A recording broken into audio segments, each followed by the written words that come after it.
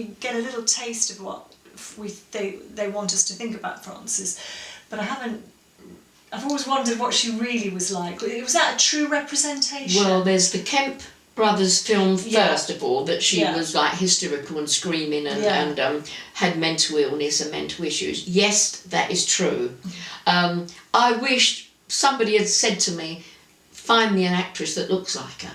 I would have loved to have been casting on that film. Who would you have cast? Probably Keira Knightley, with possibly a red wig. Really? Unless she wanted to do her hair red. Right. Because she had...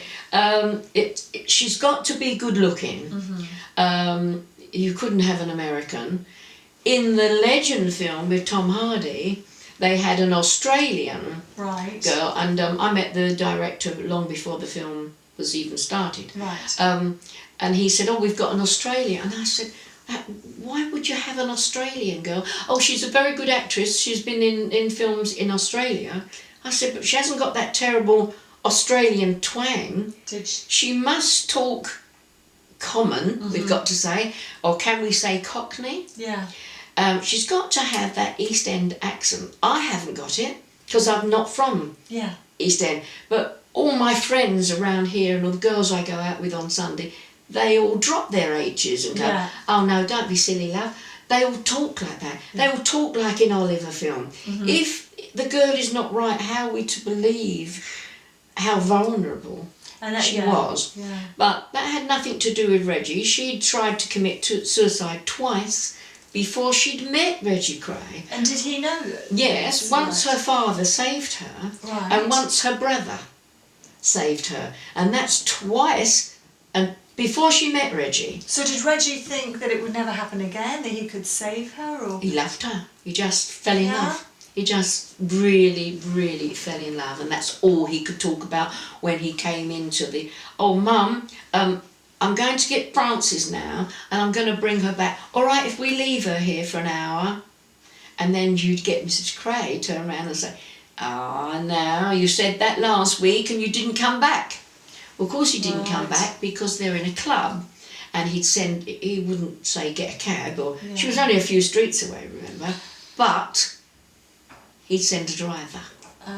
So one week she'd be picked up by Mickey Fawcett, one week it'd be Albert Donahue, Bender. It'd be anybody with a car that'd come to the mother, get her in there, and drive just a little way back to her mother's flat. And did she fit into the family? How did Ron feel?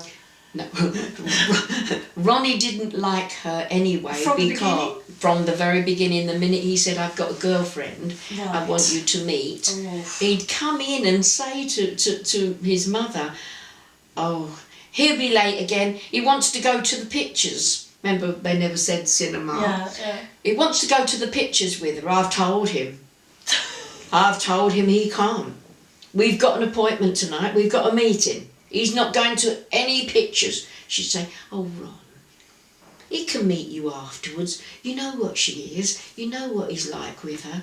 So that's how I began to know about her before I actually met her. Very, very well dressed, like immaculate, with all the things that he'd bought her, obviously. But she wasn't allowed to go to a shop to buy a sweater or a coat or a dress. So he bought everything for her? He had it sent round to her flat. He had a man from a shop in Bethnal Green just take 12 dresses. Pick what you like. If you want 12, have 12. Oh no, we women like to go out and shop. Of course we do, and we like to try it on in the shop. I like to take my friend with me, and you say, "Oh, I don't like that colour on you. You don't look nice in blue." That's right. And then we go and have a little bit of lunch, or we go and have a coffee, or whatever. But no. Shoes were delivered to her, coats were delivered to her, fur stoles were delivered to her, jewellery was delivered to her, dresses, everything. I mean, it sounds on one hand, oh, how fantastic, but on the other hand, it's suffocating. No, I would hate it. It's suffocating. I would hate it. I'd like the fact he wanted me to have 12 dresses, that would suit me fine. And the jewellery, I'm mad about jewellery, so that would suit me. But I'd want to go out and pick it, choose it. But no, he was very controlling, because he was terrified that she would leave. Absolutely terrified, because remember, he was older. The mother and father hated him. Right. Wouldn't let him in the house. The first time he turned up to get her, the mother opened the door and said, "What do you want?"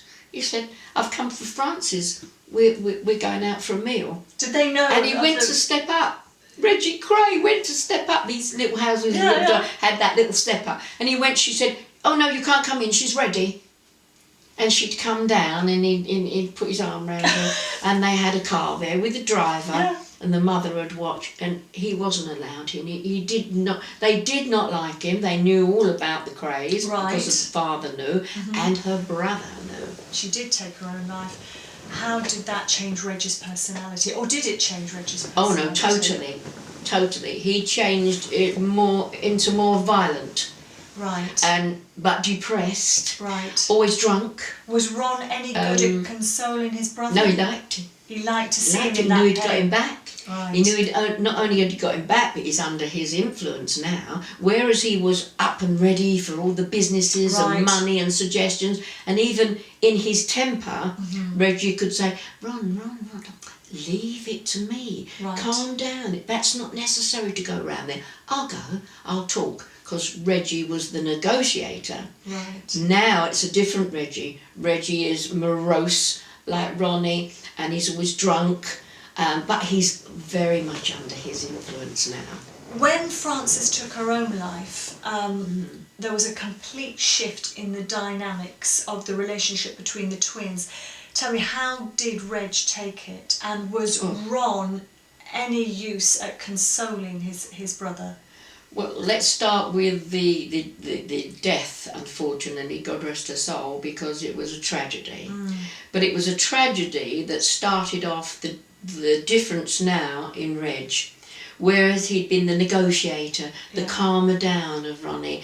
He could always go and do business and not take Ronnie with him, because he knew if someone got a bit, I want this and I want that, Ronnie would get violent. Yeah. Now that completely changed because he was drunk all the time, drinking gallons and gallons of gin. Gin was his drink. He was very morose, very depressed. He just couldn't believe what she'd done and that she was gone out of his life. And he had a terrible time with the burial, remember, because the mother and father wanted to take over and bury her in the name of Shay. Yes. Of course he wouldn't have it, because although they were separated, they had never divorced. No, so... And therefore she was a Kray. He'd already bought the plot, the funeral plot in Chingford Cemetery, a big plot where all his family could be buried, and that is where she was going, and buried under the name of Frances Kray. And didn't he want her in her wedding dress? He wanted her to be buried in the wedding dress, which they put her, the mother and father, in her wedding dress. He put her in the wedding dress.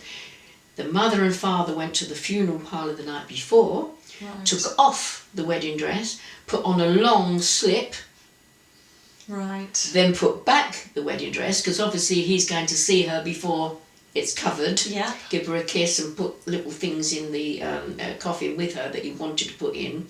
And they also took her wedding ring off and put a little what we call a little gold looking band on her finger, that when he came he was crying and he wouldn't have noticed that wasn't his wedding ring. It was just a plain gold wedding ring. Right, okay. Why did they take the wedding ring off and repeat? Didn't want anything of his that he'd put on her on that wedding day. Couldn't get rid of the wedding dress because he's coming to see it, isn't he? Yes. And they thought, what else can we do to her? We can put on a slip.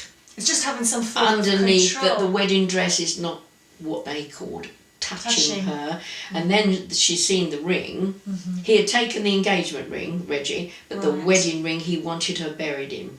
They took it off and the mother put on a little band, and she was buried, and it was a tragedy. He was a man lost that day, and from then on, I think, really, that was the turning point. He turned into a different man who cried a lot in his house. I mean, I've seen Reg Kray cry in his house to his mother, and he'd get up if I came, and he'd go upstairs, and Ronnie would go, why doesn't he get over it, big baby? So was there and then Mrs. Kray would say, oh, don't say that, Ron, you know he loved her. I don't know why he wanted to get married. I really don't. What do you want to get married for? Mum, we've got you. What did he want a woman for? Oh, really? That was his question, even before the marriage. Yeah, he was just quiet because he would have stayed at home forever with his Mrs. Kray mum. told me. Violet said to me, they were in here the other day arguing. I'm not coming to the wedding. Ronnie said, I'm not coming to the wedding. The other one would say, we've got to come to the wedding. You're my best man. I can't get married without you. Well, I don't know what you want to get married for. What do you want to get married for? We've got Mum. Mum does everything for us. And anyway, no women, they're dirty. You know you can get disease off of women, you know that, don't you? And Violet say, Ronnie, stop saying that. Stop saying those things. Why you say, leave him alone. He's getting married. It's going to be beautiful. She's a lovely girl. We love her. Reggie, stop saying. He huff and puff and goes there. And even on the wedding morning, he told Reggie not to get married. Oh, what did Reggie say to him? It's going through, stop it now. And then Charlie had to help a little bit. And don't forget the two aunties. They were there and, you know, they helped a little bit and calmed him down. And then you know what happened in the church, because they weren't singing loud enough. He left the altar where the bride and his brother was standing, and he walked up the aisle and he says, sing, you fuckers, sing. Like any wedding. I don't know if I'm allowed to say that on camera. You can cut it if you wish. But that was his words. Sing, you fuckers, sing. Oh my God. And went right up to the mother and said, why are you wearing black? Imagine Ronnie Kray saying that to you with his eyes and his look, and she just went. And back he went to the altar to stand the other side of Reggie. And the people were singing to her. Out of fear. Oh my God. In a high-pitched But voice. even on that morning he said, you know you can pull out. Don't get married. There's no need to get married. We can cancel everything. He said, I wouldn't do that to Francis. I want to get married. No, we're getting married. You see, now you've just told me that story of telling them to sing. Oh. I see the wedding photographs very differently because now that's why they all look miserable. That's why they all look so bloody It's the most miserable wedding pictures that anybody will ever see. Was it fearful? There's that wonderful picture when they've come off the church steps and they've gone back. So there's Francis just looking up like that to David Bailey. Yeah. Reggie's with his quizzical frown looking. Ron is this side. I think in a couple of pictures he's doing a little, but not really. Charlie, the mother, Dolly, nobody is smiling. And David Bailey, is he trying to get them? Yeah, because even on church steps, the photographer always said, and now we're all ready. A nice smile. Big family smile. Big smile. And everybody smiles. Nobody was smiling. They'd all been shouted at. They'd all been told off. They were all terrified that if we do anything wrong, something's going to happen, you know, at the party afterwards, whatever. The mother and father of the bride hate the bridegroom. They hate, obviously, his brother. They talked to Violet Kray and Mrs. Kray only because Violet Kray would go up to them. Right, didn't she look beautiful? Because so you couldn't she was that type. So you couldn't not like her. So any pictures? Did any pictures come out at all? Did David Bailey manage? I mean, it is David Bailey. Did he manage to get any? There's pictures? The picture on the step isn't there when David Bailey said of all things to say to Ronnie Kray, Ronnie, why don't we get a picture? You're the best man, making him feel important. Yeah. You're the best man. Why don't you kiss the bride? And he's turning like that, and he really is kissing her on the cheek, and she's doing her little smile. But Reggie, the other side, is that quizzical look, as much as to say, "Now you're not gonna now kiss her and then say something horrible about women, like I don't know why my brother's married you." Yeah. But he behaved. He did, and he was good. But there's that picture where he's kissing her on the cheek. No one could believe it. Yeah. He didn't like women. But there were some women that he, what can we call it, tolerated and was very, very kind to.